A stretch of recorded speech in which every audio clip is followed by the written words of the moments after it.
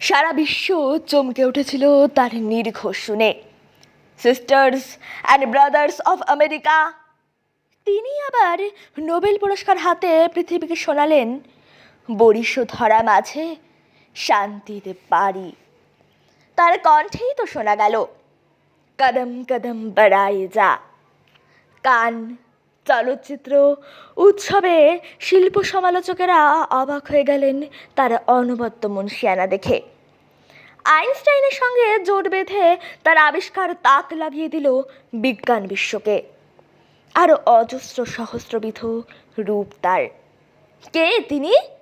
নানা রঙে নানা রূপে বাঙালি।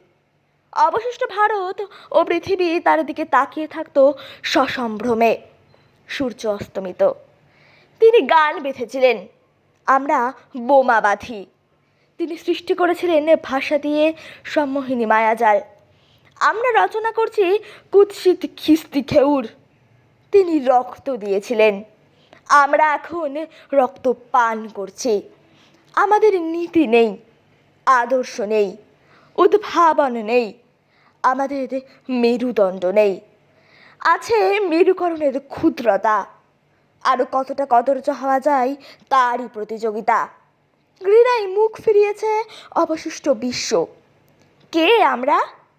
আমরা খাদের ধারে দাঁড়িয়ে থাকা বাঙালি। আমরা ভালো নেই, একদম না।